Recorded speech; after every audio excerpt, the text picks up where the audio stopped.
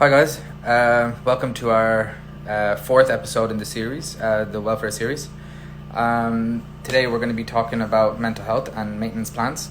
But for anyone that's kind of watching this back and or just watching the series for the first time, I would highly recommend that you go and check out on the Instagram TV. If you go to the student experience page, and you can find the IGTV from there, and you can actually listen to the rest of the series as well. But as we kind of just wait for other people to join in, I can give you a quick recap of what we've done last week. So we kind of started off very basic, and we're hoping to kind of develop as we move forward. We kind of just initially started with mindfulness, just kind of covered the basics on what mindfulness is and how you can incorporate it into your daily lives. We did some practical exercises you can do as a beginner to get into applying mindfulness throughout your day and through your routines.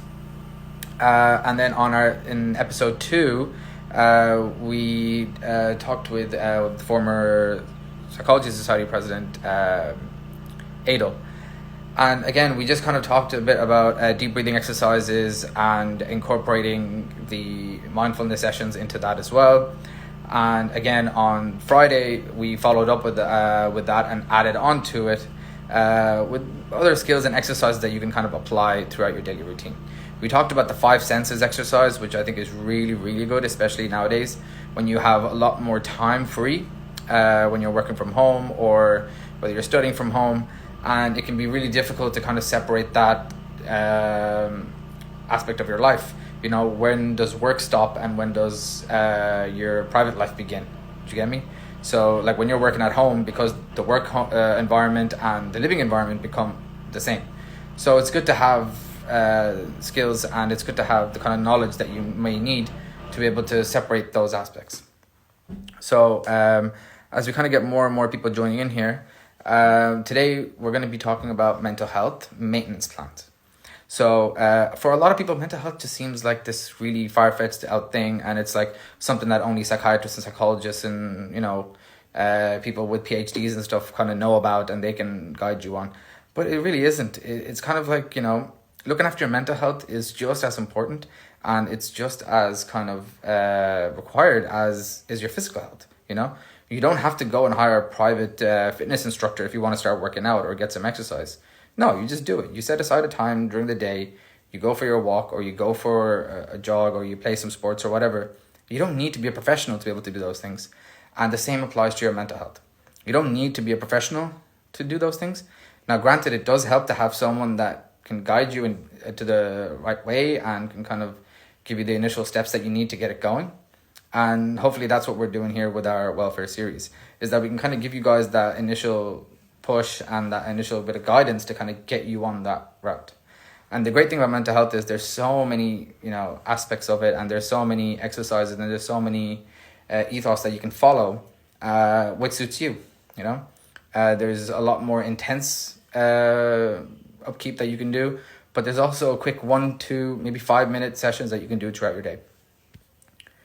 So we got more and more people joining in here, so I might just kick off now. Just again, kind of a quick little rehash.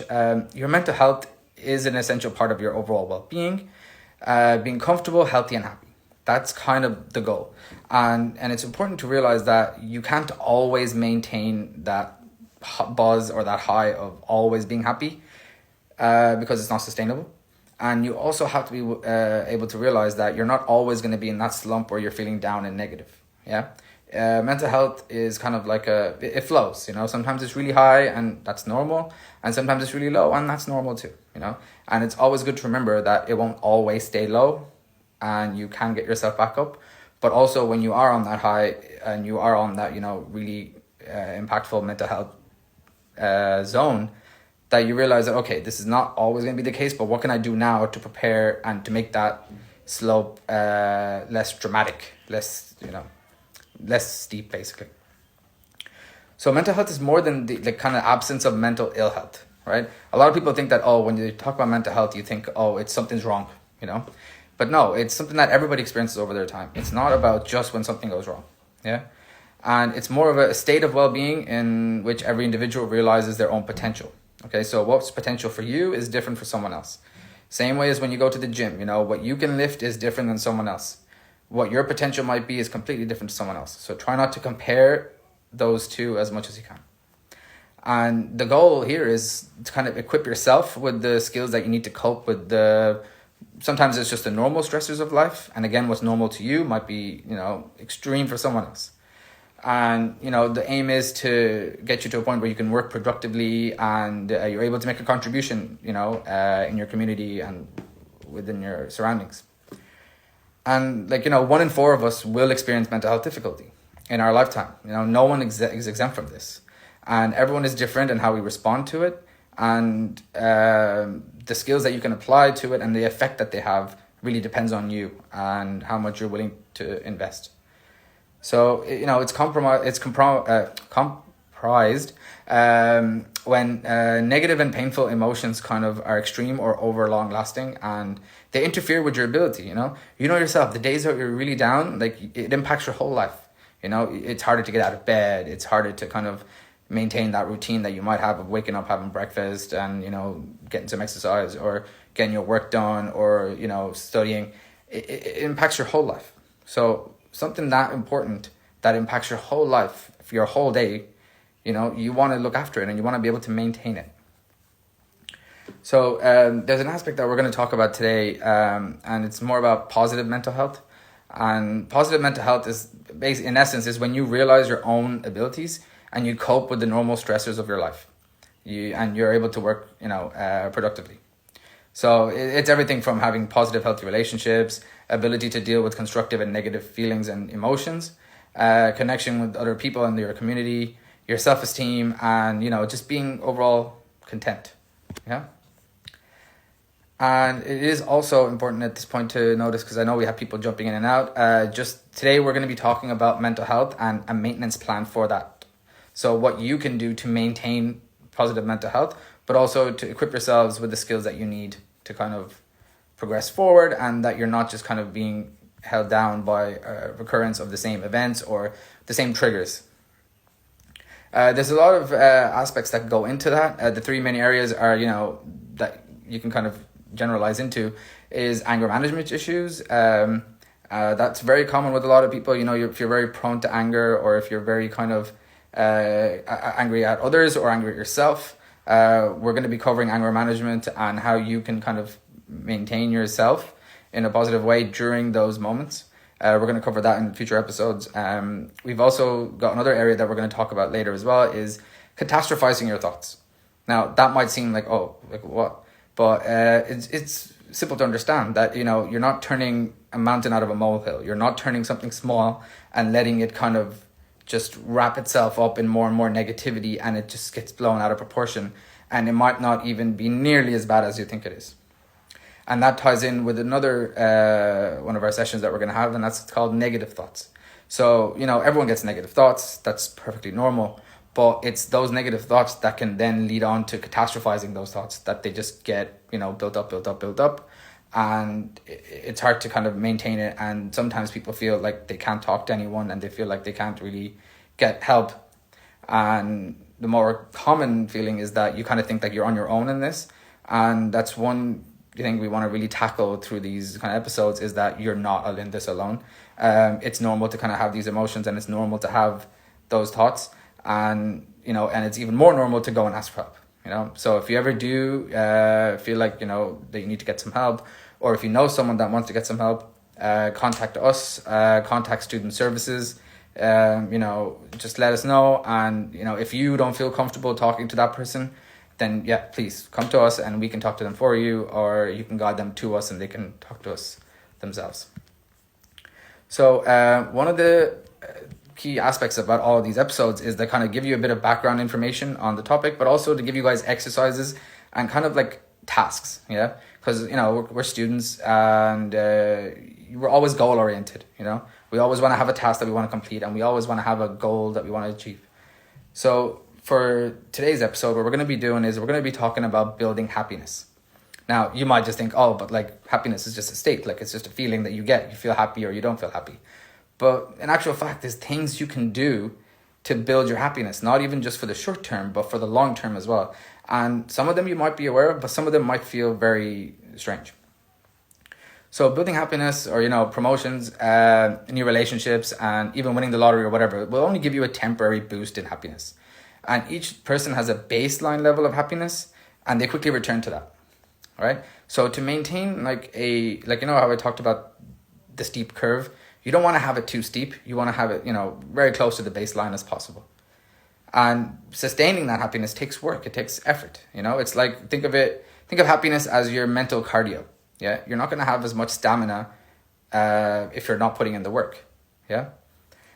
So listed below, like we're going to talk about this coming up now, is the exercises that when you practice frequently can build genuine, lasting happiness within yourself. Yeah.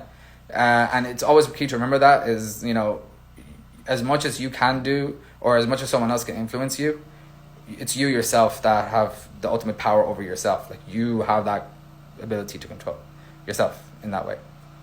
So if you have a pen and paper handy, or if you want to watch this back later, just try and jot these down and see if you can apply these, even one of them a day, or multiple throughout the day, or just throughout the week. See how many of these things that you can apply in your daily life.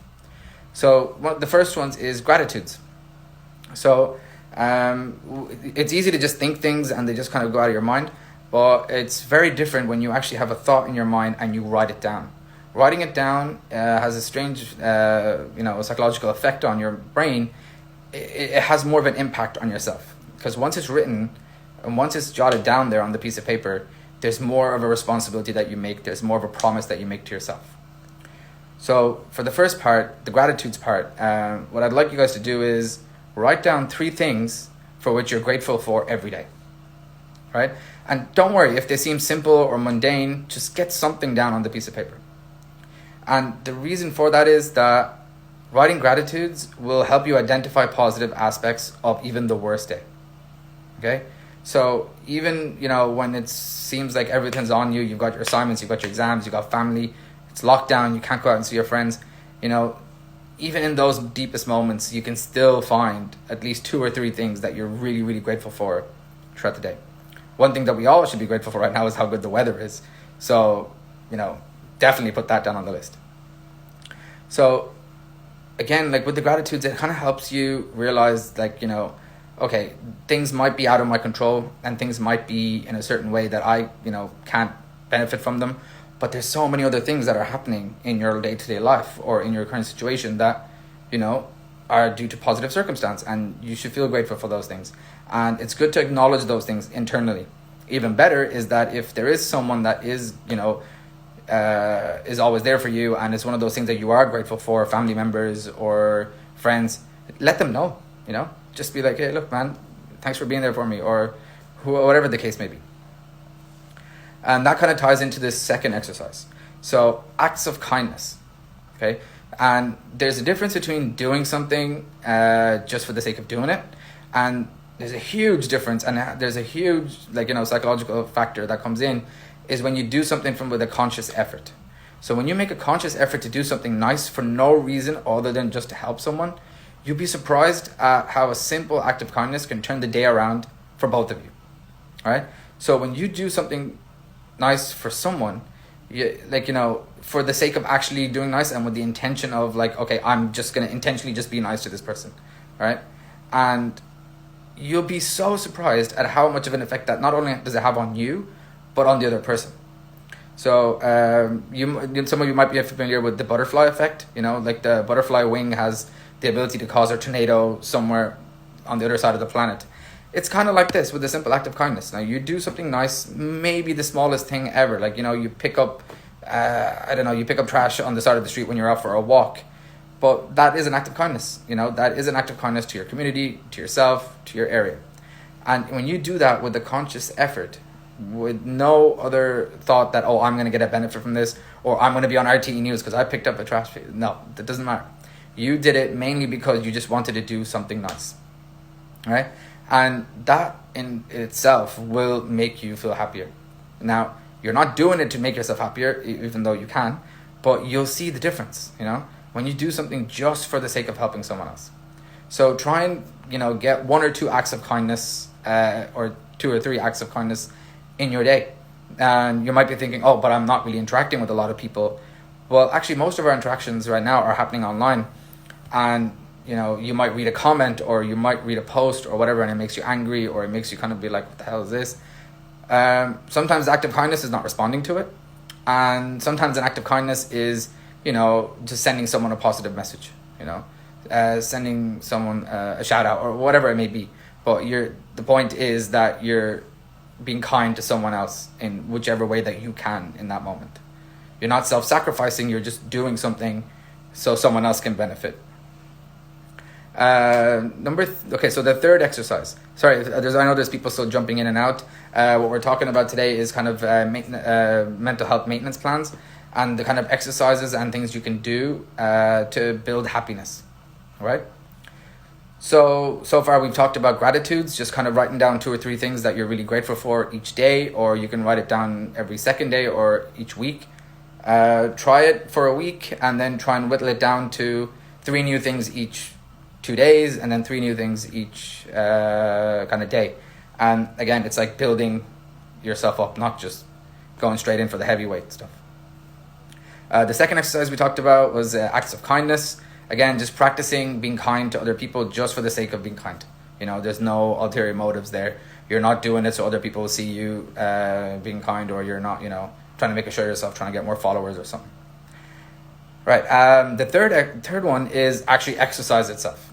Okay. So the positive effects of exercise are like just mind blowing. Okay. So exercise, not only does it obviously help your physical health, but it's a great way to kind of filter the toxins from your body, but also from your brain, right? Physically active people have more increased energy, they have superior immune systems, and a more frequent sense of accomplishment. And that's kind of the last thing there is like reporting accomplishments. What's an accomplishment for you is different for someone else. What I say to a lot of students is that if you're having a really bad day, or if you're having a really bad week, one of the best things you can do as an exercise is literally just make your bed the first thing in the morning. When you wake up, just make your bed. Now, it might seem really small, it might seem really trivial, but studies have shown that act alone in itself, that first initial accomplishment of something being done at the start of the day, has a huge impact on the rest of your day. You will physically and mentally feel better for doing it. And also, exercise can reduce your insomnia levels and even acts as an antidepressant. So even if it's jogging or if it's weightlifting, 10-minute walk, 20-minute walk, 30-minute walk, whatever the case may be, physical exercise has an impact on your mental health, and it's very, very important that you do practice that. So you can follow us, our chat on Friday. We're going to be having our resident yoga guru, Henrik. He's going to be kind of doing initial introduction into yoga and what kind of stuff you can do for beginners at home. And you can later on hopefully incorporate yoga with mindfulness. And that leads me into kind of the fourth way that you build your own happiness. And the fourth way is through meditation. So research has linked meditation with reducing anxiety and more positive emotions, right? And those who meditate regularly may even have permanently restructured their brain to create sustained happiness. Again, because if you have listened to our mindfulness session that we did on Monday, the whole point and the whole kind of ethos behind mindfulness is that you're aware of the here and now, and you're able to kind of let go of any fleeting thoughts that you have in that moment, negative or whatever it may be, and you're in the here and now, and you're kind of bringing yourself to a state of calm. And earlier on I mentioned the 3 main factors of ill health or bad mental health is that when you're constantly having anger issues, or you're constantly having negative thoughts, or it's prolonged kind of catastrophizing thoughts. Well, meditation and mindfulness eliminate a lot of that, because not only are you not focusing on the thoughts, because meditation and mindfulness teach you to kind of get rid of any excess thoughts that you might be having, or to kind of put them to the side, because you're mainly focusing on the here and now. So I highly recommend that if you haven't listened to that yet, do go listen to it. So another exercise that hopefully you guys will do for this week coming is that while you're taking down your gratitudes and while you're taking down notes for the things that you're grateful for, is that you're also following an exercise called positive journaling. Okay, and basically what this involves is that you take some time to write about the positive events in your life. Okay, it doesn't have to be something that happened through the day. It doesn't have to be something that happened that week. But basically pick one positive event in your life a week and write about it, right? No one's ever going to see it unless you want them to. No one's ever going to, judge you on it because it's your own private thing. But what you want to do is you want to be able to kind of write that down, because again, writing it down just makes it more meaningful for yourself. And write about a fun day, you spent with your friends. Write about a good night out that you might have had. An activity, a match, a DBS event, whatever the case may be. Write it down. Yeah? Journal it, from the start of that day to the end of the day. And you'll be so surprised at some of the best days and the memories that you might have actually had some really negative aspects to that day. Some of those days you might have been feeling really, really down, but somebody else kind of helped bring you up, and then you just had a great day. Like we all know that feeling, like the nights that you don't want to go out and you end up going out turn out to be your best nights out. It's kind of like that, and you don't really, we tend to focus on the negative. That's just how the human brain is wired. But by following this exercise and, taking down positive journaling as an exercise, try and let it out on the paper and then read it back over. And you'll notice that you'll start to focus more on the positive aspects rather than always dwelling on the negative aspects. And that will also help reduce your catastrophizing. It'll help remove having a lot of negative thoughts and a lot of anxiety when it comes to, going to events or going out somewhere. So I highly, highly recommend that if you guys can, please do once a week, just think back on an event or a day or an activity that you might have had in your life that you just really, really loved, and just write about it, in whatever style you want. You can write it in a third person, you can write it from a first person view, whatever you like. The next exercise is going to sound a bit weird, but I think especially in the circumstances we find ourselves in now, that we're not as close and we're not physically meeting up with our friends and we're not physically able to go out and, partake in activities. The next one is we're talking about fostering relationships. So strong social connections are thought to be one of the most powerful influences on our mood. Yeah. So, if you're around negative people all the time, you're going to feel negative all the time. Right? And those people who are dedicated to spending time with their friends and family show the highest levels of happiness, mainly because, if you're down, they bring you up. And if they're down, you bring them up. So you are able to maintain certain high levels of happiness.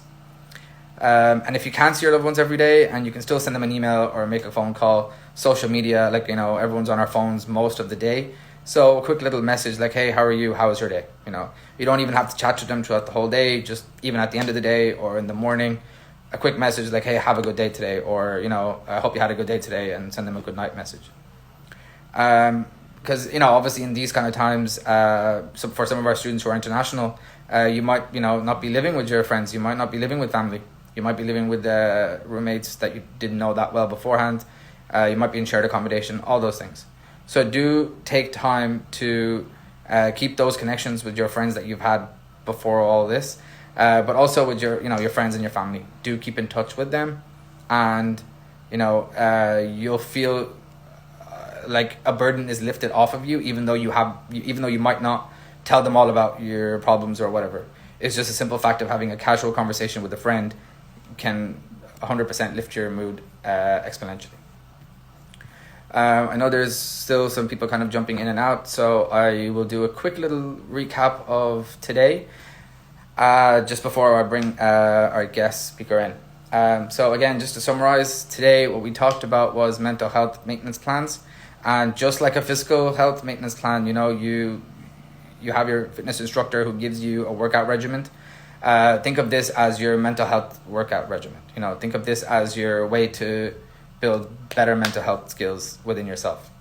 The first thing that we talked about, we talked about building happiness, and the fact that, happiness has a baseline, and you're not always going to be below that baseline feeling down, but you're always not going to be, on that super high where you're always feeling amazing.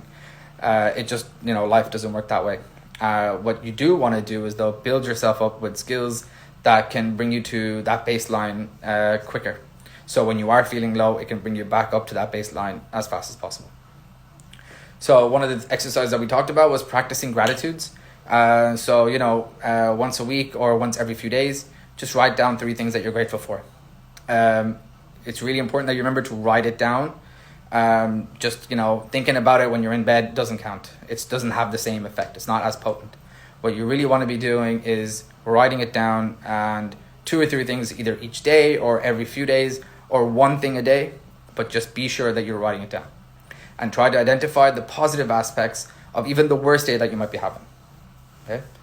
The second exercise to practice is practicing acts of kindness. Acts of kindness, not just for yourself, like doing it just for yourself. You're literally doing an act of kindness for someone else for no other reason than to help that other person. Like, you're not getting any benefit out of it. You're doing it just to help someone else, right? And we talked about examples for that. It's just something simple as you're out for your walk and you see a cup there, you just throw it in the bin because someone, forgot it. Simple things like that will make you feel a lot better. Another way to kind of build up your mental health is actually through physical health. It's through exercise. So, physically active people have increased energy, superior immune systems, all that kind of stuff. And exercise helps detoxify your body, but also helps detoxify, the toxins from your brain, and you'll automatically start feeling better. Another way that you can kind of build up your happiness is through meditation. So again, we talked about it on Monday. If you want to go watch that video later on, it's about how you can, start off meditating and how you can incorporate mindfulness into your daily routine, or even once a week. And, start off easy, start off with the 1, 2, or maybe 5-minute sessions, and then build yourself up. The one after that, actually, we talked about positive journaling. So I asked you guys earlier, if you can write down 3 things you're grateful for each each day. But also once a week, what would be great is that if you were able to make a positive journal. So what you'll be doing is kind of thinking back, on your life, and pick one day or an event or an activity that you really loved, and it's one of your favorite memories. It's one of the best days you've ever had. But what I'd like you to do is actually sit down and write about that day. All right? Write about that day from the beginning to the end of the day. And you'll notice that you'll not only have really, really high positive moments in that day, but you'll also have really, really negative moments in that day. And it's just normal. You will have that. And you'll be surprised when you're writing it out that, oh yeah, actually I did have that. And then you can also help identify, so when I was feeling like that, this thing helped me out of it. And it's really important that you're able to identify not only the things that bring you down, but the things that can bring you back up to that baseline. So definitely do try that once a week. Just, take a piece of paper, an A4, or whatever the case may be, and just write about your favorite day. You could be sitting out in the garden, sipping your cocktails or whatever, but just do practice that exercise once a week. And lastly, I talked about kind of fostering relationships. Again, the times that we're living in now, it's not easy to kind of meet up with your friends and go out and do something, especially when the weather is so good. But, you can still keep in contact with people through social media. You don't have to have a long-winded conversation. You don't have to tell them all about everything that's going on in your life. But even a simple, hey, how are you? How's things? Chit-chat about the weather, that kind of stuff. Or you can just, hey, I hope you have a good day today in the morning. Or just send them hope you had a good day, and, send them a good night message. Something very simple, but you'll see how much of an impact that it has, not only on your happiness, but on someone else's. And, you can use that as your act of kindness for the day, if you will. Right, so I'm sure you guys are kind of tired of hearing me talk the whole time. Our guest that we have today coming in is Lisa Duncan. So to give you guys just a quick little bio about her, basically. So Lisa was the president of the Law Society this year. She is our current Student of the Year winner. And she was also a peer mentor as well this year. So what I would like to do is, Lisa, if you're in here, I'm going to invite you into the chat now. Lisa, can you hear me? Hello, where's Lisa? Oh, there she is. Okay, just gonna add Lisa into the call now. And sorry if there's any kind of background noise. There's some gardening going on, so yeah.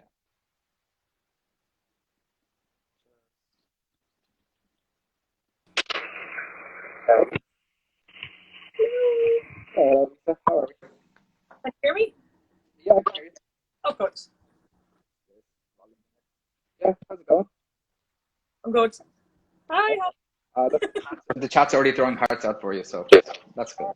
Hello. I So know. I think you're. it's lockdown here. It's like, Oh, here, tell me about it. About Gray's going. Yeah, we'll talk about that another day. There's just yeah. I need to see my barber. I miss my barber. oh, I would seriously bribe the hairdresser at this stage. So, Lisa, so for anyone that doesn't know you, which would be really surprising, you're basically like the mom of Casa House. Uh, no, so for anyone that may not know you, do you want to give a little bit of a bio about who you are and what you're about? Okay, well, I've just finished my final year now with the LLB, a law student in DBS. Um, so I've done 3 years there. I was the president of the Law Society this year, and I was the law peer mentor also to the first years in the law program. So yes, and Yeah, so this was your third year in DBS, right? yeah, this is my third year.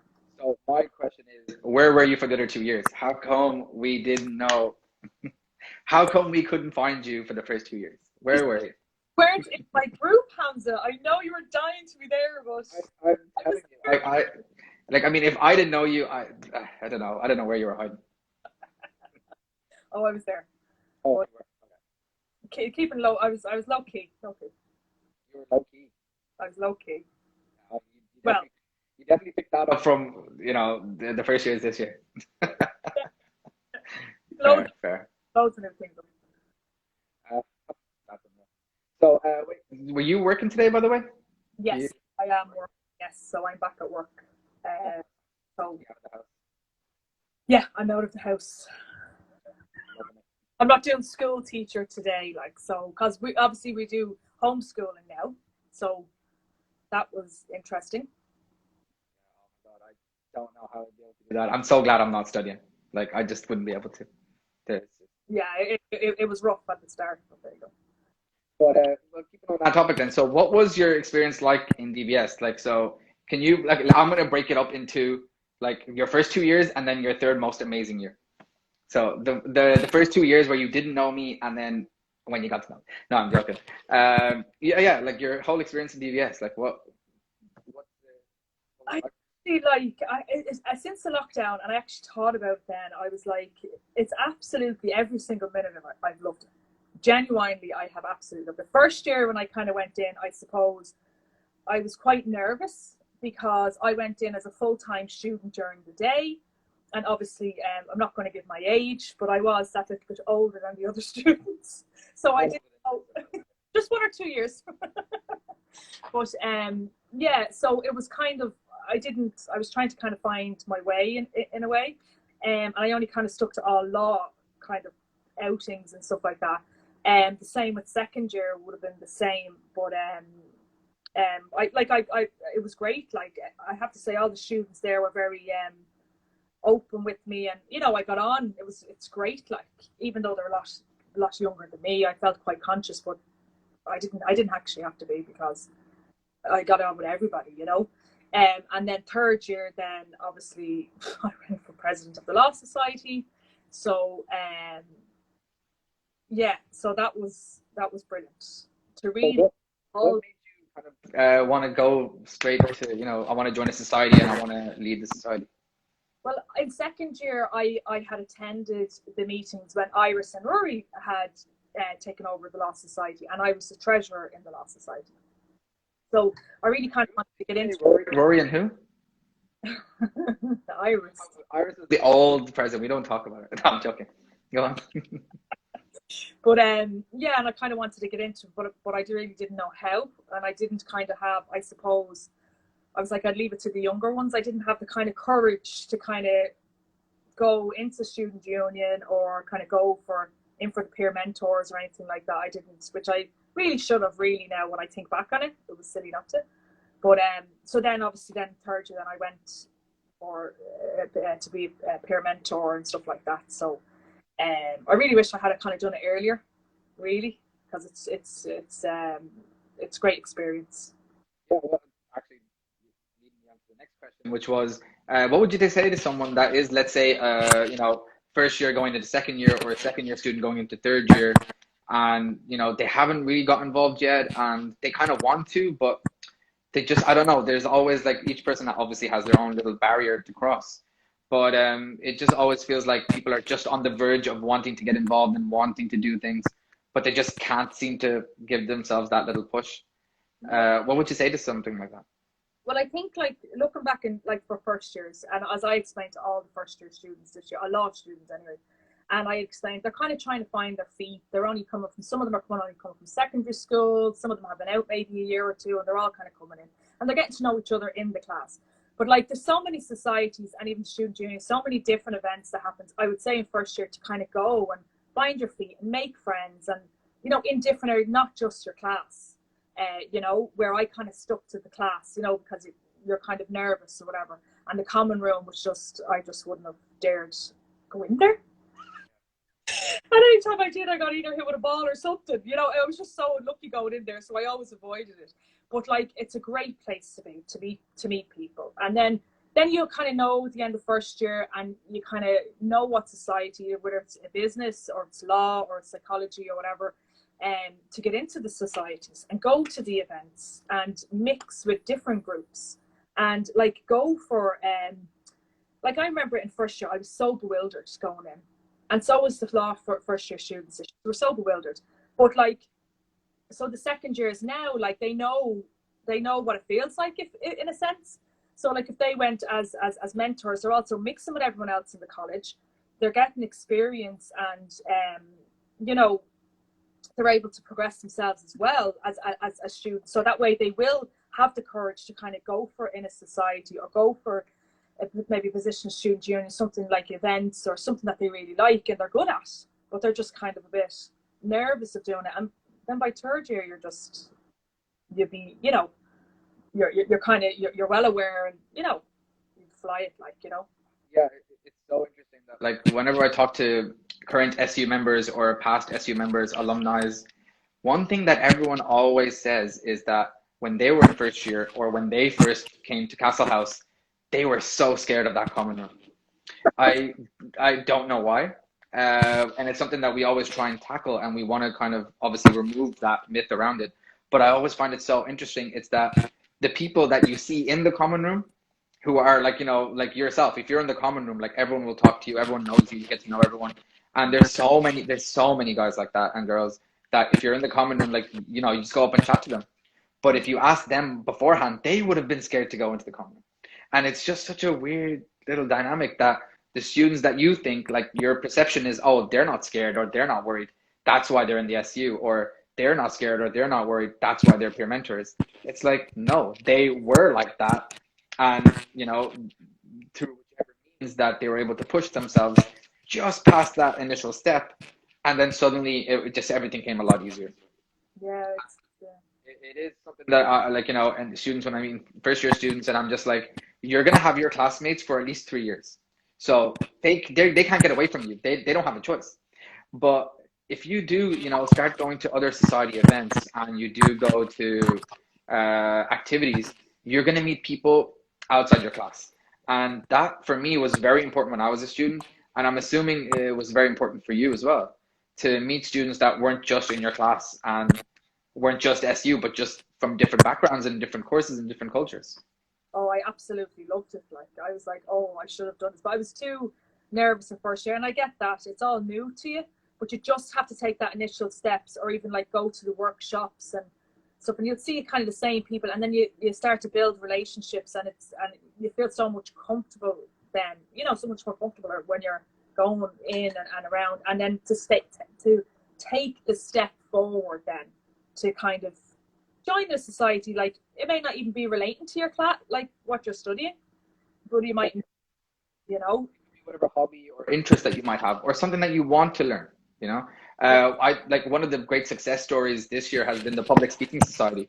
And like you know, public speaking, it's not a specific course, but like there were so many students that were coming in, getting involved, and people get to know each other. And people who weren't great at presenting are a lot better at it now, and because they're picking up those skills.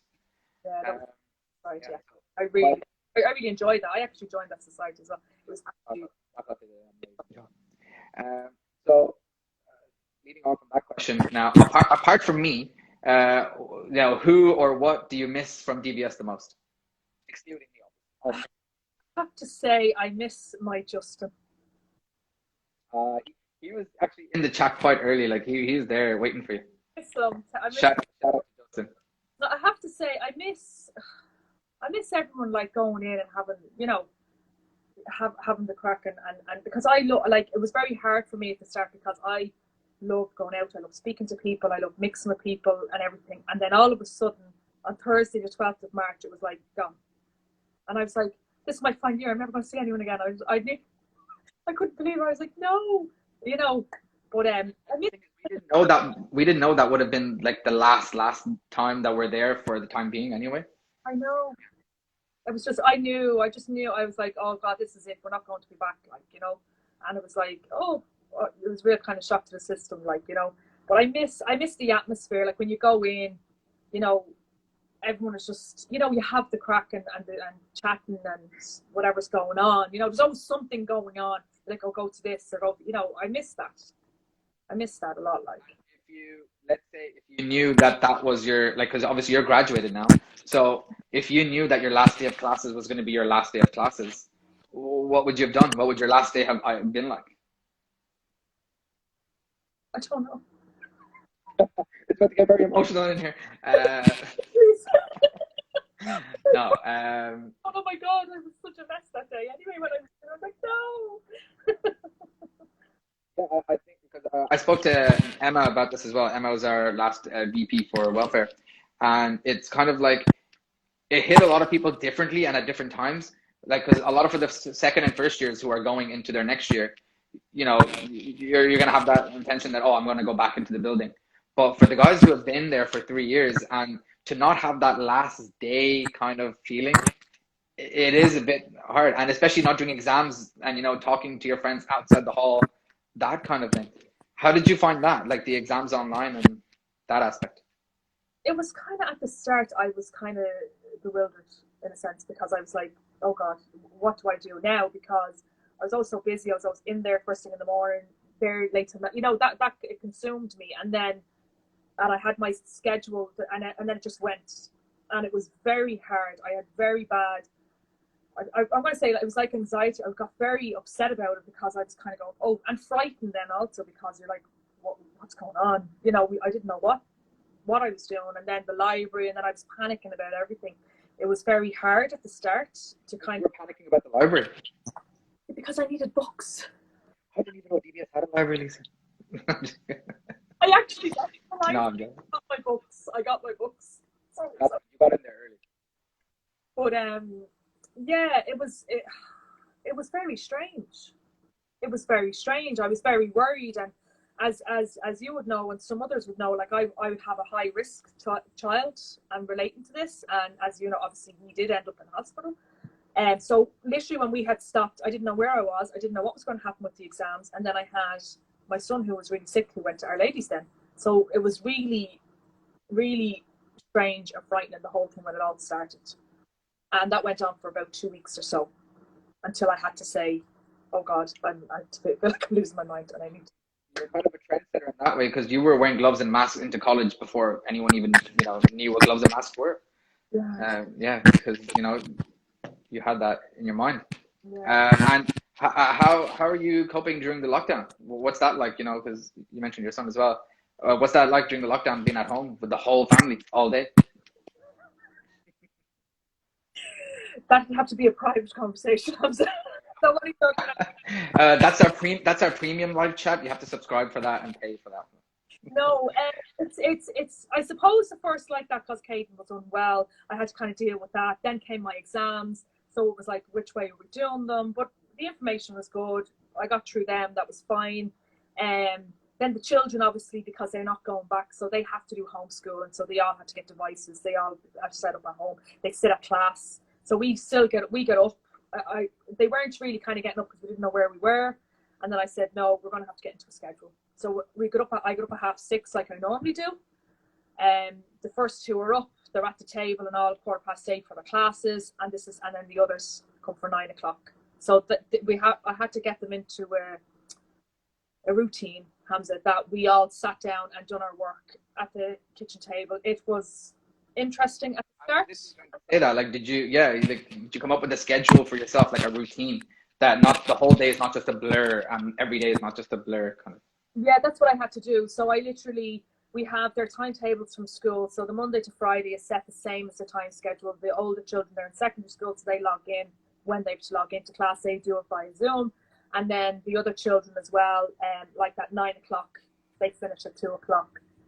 And then they can go out, to the garden. Thank God I have a garden and stuff like that, so they're able to kind of play. But I had to keep them and get them to go to bed at the same time, and myself.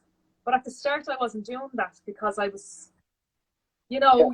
That's been one of the struggles about this whole experience is that suddenly we went from having a very structured, very kind of by the hour kind of time throughout the day, and then suddenly it went to, okay, now you have the whole day, and you're like, well, what do I do? I do. It was a shock of it, really. And I think a lot of people struggled with it. I know a lot of people I know because we work, we have children, it's the shock of it. Like you're kind of going, whoa. And students, like I was like contacted by loads of students and we were all kind of bewildered with the whole thing. We didn't know what was going to happen, and some people were very frightened and stuff like that, but like we all kind of got through it together, like what you were previously saying there before I came on about like kind of checking in on someone that maybe your classmate that you always were with but only in college. Just give them a text and say like, how are you getting on? It doesn't have to be a big conversation, but just a nice simple text to kind of say, well, I'm thinking of you and I hope you're okay. And because some people I would see in college and I wouldn't see them outside college, but I kind of thought of them. But funny, a lot of them thought of me and actually text me to say like, how's the family, how's thing, where I wouldn't normally see them. Like that was very nice. And that's really what it's about. It's like still kind of maintain some of those relationships and maintain some of those connections. Yeah. Because just because the building is closed doesn't mean your lives are closed. Doesn't Yeah. mean that, you just say bye and that's it, you never see them again. Yeah. And like, so, obviously everything is all structured and you do have a timetable of when you do stuff. What about yourself? Like when you want your own alone time, your own self-care, do you have anything that you like to do? Well, really, I just go for a walk. I just leave the house on my own and go for a walk. Whether it be for 30 minutes, whatever it is, whatever I feel, and then come back. I had to do that every single day because you're trapped in, and everything is gone between all the activities, sports, everything is gone. So we have to do kind of something. So literally, I would just I started to go to bed early, to try to mind myself, and then literally go for a walk to clear your mind. That was the only thing I could kind of do, to get some peace and quiet. Yeah, because the constant brain stimulus is not good for you either. Like if you're constantly being engaged in conversation and with work and with studies, like that's not good for you either. You need to be able to take a break. And that's so good that you have that schedule and that you can actually set aside time just for yourself. And like, that advice is for everyone. Like, whether you're living at home with family or if you're like, like a lot of our international students who are living alone, as in like they don't, like, they're not related to the people they're living with. But do set that time aside where you can go out and actually, just be by yourself. I even found Hamza with the phone. I found at the start I was very kind of, because I was, everyone was kind of taking, I found that I was constantly on my phone. Yeah, you're on Instagram a lot. Well, I have a new iPhone now. I That's iPhone, you wouldn't believe, right? But I had to put it away because what was happening was as well, I was reading a lot of stuff about what's going on and everything, which I think is not great either. So I just have to knock it off at a certain time to be literally like, no, I'm not in work anymore now. I finished work. Kids are finished. It's evening time now. That's it. And kind of step away from it. And what can happen is that, you find yourself just staring at the news all day, and it's just always daunting. And it's, I like to say, like, you start off the day with like a certain amount of energy, like in your, like a battery. And the more you invest energy into negative things, the more it drains your battery. And Exhausting. the more you focus on those things, the more it's going to mentally and physically drain you. Absolutely. It was exhausting, I found. So I just had to stop looking at it, like, So obviously, I would say a lot of people would want to know about this. So you took over the law soc at the start of the year, and what was your, like, kind of your vision and your goal for the law soc, and did that live up to the expectations that Oh, you had yourself, or how do you see the law soc progressing next year? well, I think it's a great opportunity what's kind of after happened now, because when I took on the Law Society, we didn't kind of have anything running. I knew what I wanted to do, and I knew what I wanted to do for the law students and any other students who wanted to join as well.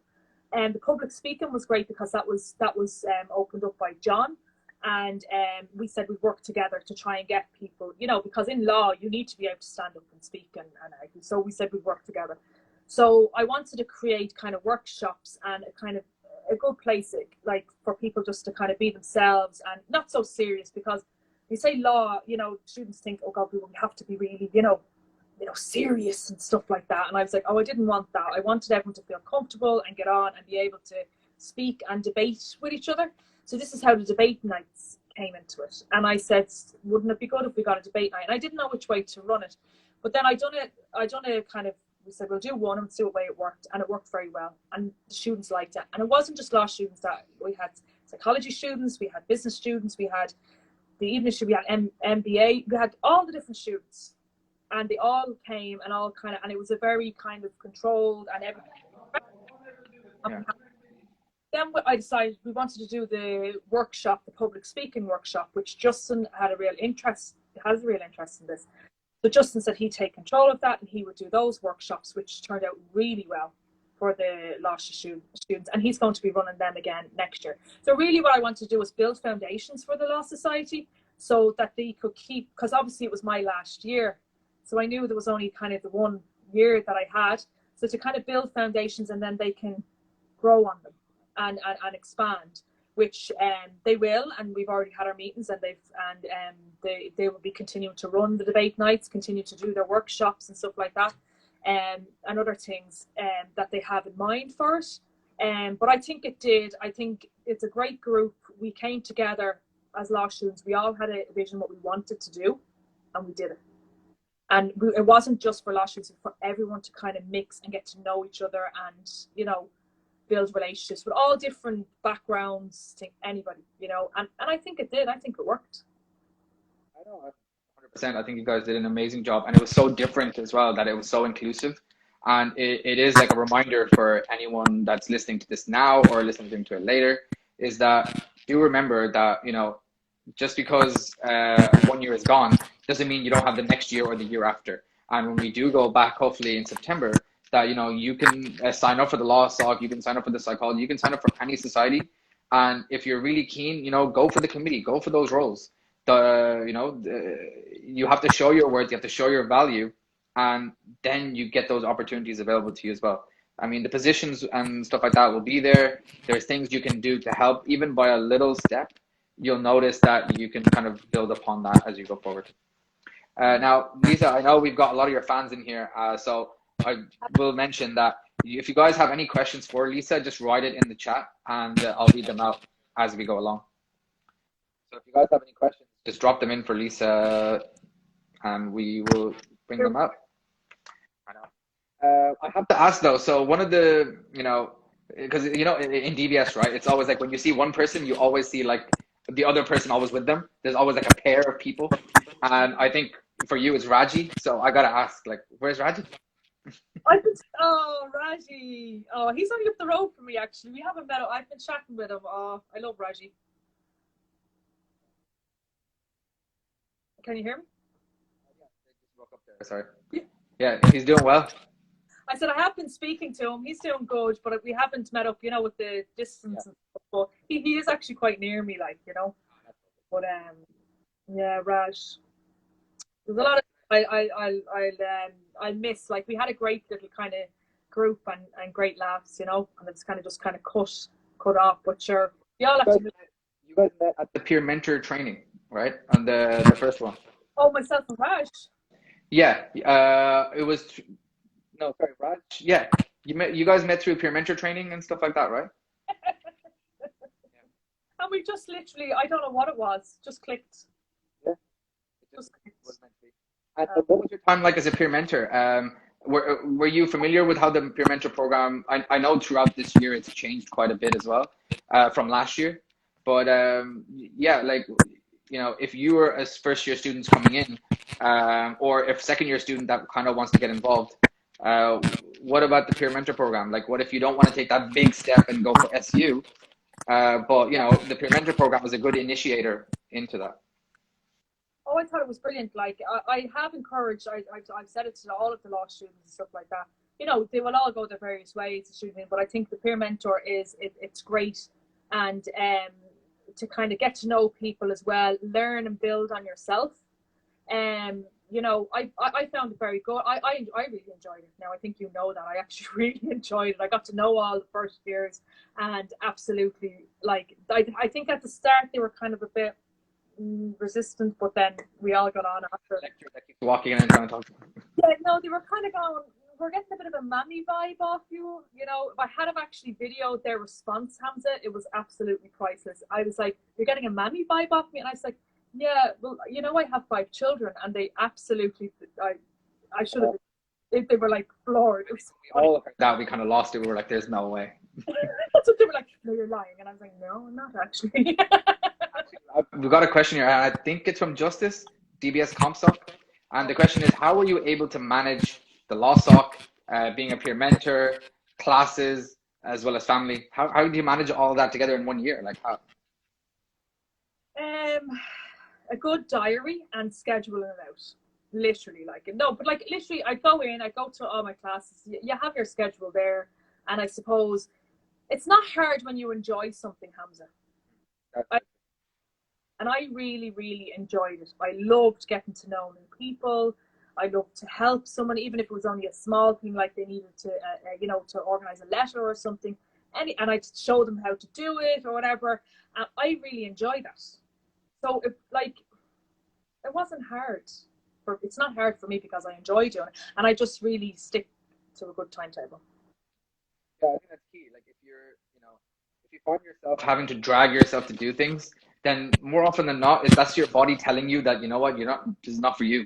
So, you know, don't sacrifice your own well-being and mental health just to try and put it on a show, if you get me.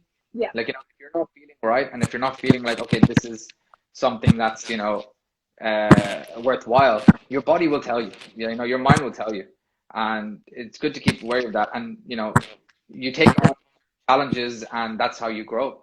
You know, if you set yourself one target and you achieve that, all right, cool. Now the next thing, and then the next thing. Yeah, that's exactly what I found myself doing. I didn't think too far ahead, and I was kind of like, I'll get this done, and I kind of worked like that, so I didn't become overwhelmed with it all. You know, yeah. I'm getting a notification that this is coming to an end. So do you have any last minute kind of like a message or something that you want to kind of let out to the students, or you know, anything like that? Yeah, I want to what's this? Advice for students entering in their last year. Sorry. Last year. Well, I'd say, like, to even the second years are there and into their last year, like, really get involved into things. You'll be surprised. It'll help yourself build up yourself too, and like, you won't even realize it's happening, but it'll happen. And get to know different people from different areas, from different sides of the world. Like, it's amazing. But really, I would say for them to engage, and all the second year stuff, to go for the leadership programs, you know, the peer mentor and stuff like that, because it would really give them a good start, like, you know, when they go into the real world, you might say, Hamza, you know. But I also say a big thank you to everybody, because obviously I was voted Student of the Year, which I'm so happy and delighted. So I want to say thank you to everybody. too. And you can check out a video of Lisa getting her award on the YouTube channel. The whole DBS award ceremony is up there. Oh yeah. So you can watch it back over and over. But yeah, cool. Thanks so much, Lisa, for coming on. It was great catching up.